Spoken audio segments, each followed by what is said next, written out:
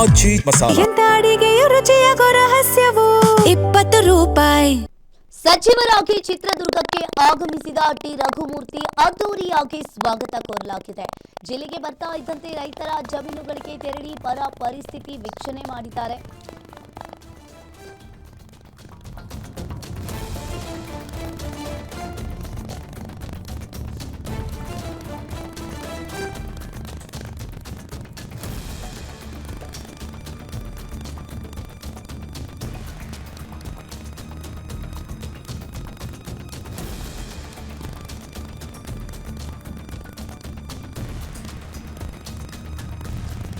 ಕೆಲವರಿಗೆ ಸಚಿವ ಸ್ಥಾನ ಸಿಗದಿದ್ದಾಗ ಅಸಮಾಧಾನ ಇದ್ದೇ ಇರುತ್ತೆ.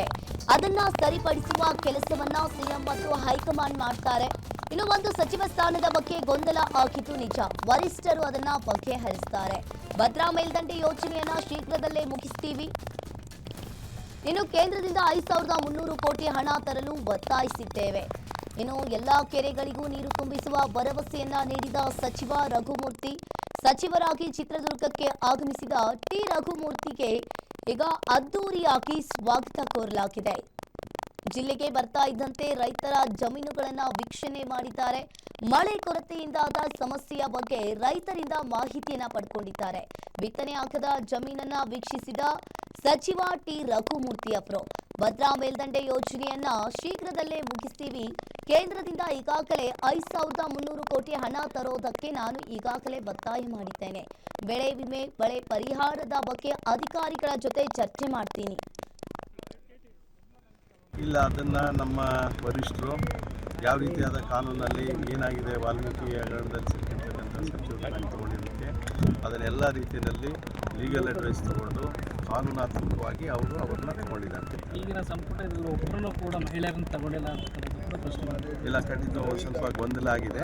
ಅದನ್ನು ಸರಿಪಡಿಸೋಂಥ ಕೆಲಸ ವರಿಷ್ಠರು ಮಾಡ್ತಾರೆ. ಸರ್, ಭದ್ರಾ ಮೇಲ್ದಂಡೆ ಯೋಜನೆಗೆ ಯಾವ ರೀತಿಯ ಆದ್ಯತೆ ಕೊಡ್ತಾರೆ ಸರ್? ಸಾಕಷ್ಟು ನಿರೀಕ್ಷೆ ಇರ್ತಕ್ಕಂಥ ಯೋಜನೆ ಏನು ಭದ್ರಾ ಮೇಲ್ದಂಡೆ ಯೋಜನೆ ಇದೆ, ಏನು ಅದಕ್ಕೆ ವಿಶೇಷವಾಗಿ ಚಿತ್ರದುರ್ಗ ಬ್ರಾಂಚ್ ಕೆನಲ್ ಕೆಲಸ ಈಗಾಗಲೇ ನಿಮ್ಗೆ ಗೊತ್ತಿರುವಂತೆ ಇದು ಸುಮಾರು 22,000 ಕೋಟಿ ಇದೆ. ಅದರ ಜೊತೆಗೆ ನಿಮಗೆಲ್ಲ ಇದುವರೆಗೂ 11,500 ಕೋಟಿ 12,000 ಕೋಟಿ ಖರ್ಚಾಗಿದೆ. ಮತ್ತು ಅದನ್ನು ಏನು 5,300 ಕೋಟಿ ಕೇಂದ್ರ ಸರ್ಕಾರದವ್ರು ಕೊಡಬೇಕಿತ್ತು, ಅದು ಒಂದು ಗೊಂದಲ.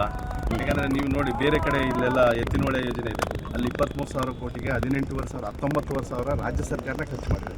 ಇಲ್ಲಿ ಏನಾಗಿದೆ, ಕೇಂದ್ರ ನಾವು ಯಾವಾಗ ಅದನ್ನು ರಾಜ್ಯ ಸರ್ಕಾರದಲ್ಲಿ ಕೇಳಿದಂಥ ಸಂದರ್ಭದಲ್ಲಿ ಕೇಂದ್ರದವರು ರಾಷ್ಟ್ರೀಯ ಯೋಜನೆ ಅಂತ ತೀರ್ಮಾನ ಮಾಡಿದ್ದಾರೆ, ಅದು ಘೋಷಣೆ ಮಾಡಿದ್ದಾರೆ. ಅದಕ್ಕೆ 5,300 ಕೋಟಿ ಕೊಡಬೇಕಂತ ಒಂದು ಯೋಜನೆ. ಇದನ್ನೆಲ್ಲ ನಾವು ಸದನದಲ್ಲಿ ಕೂಡ ನಾನು ಶಾಸಕನಾಗಿ ಅದರಲ್ಲೆಲ್ಲ ಚರ್ಚೆ ಮಾಡಿದ್ದೀನಿ. ಮತ್ತು ನೀವು ಅದನ್ನು ನಿರೀಕ್ಷೆ ಮಾಡಿರಿ, ಬೇಡ ಅಂತಲ್ಲ, ರಾಜ್ಯ ಸರ್ಕಾರ ಕೊಟ್ಟಿದ್ದು ಮಾಡಿ ಅಂತ ಹೇಳಿದ್ದೀವಿ. ಖಂಡಿತವಾಗ್ಲೂ ಅದೇ ರೀತಿಯಾದ ಒಂದು ಒತ್ತಡವನ್ನು ನಾನು ಹಾಕ್ತೀನಿ. ಕೆರೆಗಳಿಗೆ ನೀರು ತುಂಬಿಸೋಂಥ ಕೆಲಸ ಖಂಡಿತವಾಗ್ಲೂ ಮುಂದಿನ ವರ್ಷದಲ್ಲಿ ಖಂಡಿತವಾಗ್ಲೂ ಎಲ್ಲ ಕೆರೆಗಳು ಏನಿದ್ದಾವೆ ನಮ್ಮ ಚಿತ್ರದುರ್ಗ ಜಿಲ್ಲೆಯಲ್ಲಿರ್ತಕ್ಕಂಥ 6 ತಾಲೂಕುಗಳು, ಜೊತೆಗೆ ದಾವಣಗೆರೆ ಜಿಲ್ಲೆಯಲ್ಲಿರ್ತಕ್ಕಂಥ ಬೆಂಗಳೂರು ತಾಲೂಕು, ಚಿತ್ರದುರ್ಗ ಜಿಲ್ಲೆಗೆ ಸಂಬಂಧಪಟ್ಟಂಥ ಎಲ್ಲ ಕೆರೆಗಳಿಗಂತೂ ನೀರು ತುಂಬಿಸೋಂಥ ಕೆಲಸ ಖಂಡಿತವಾಗ್ಲೂ ಆಗುತ್ತೆ.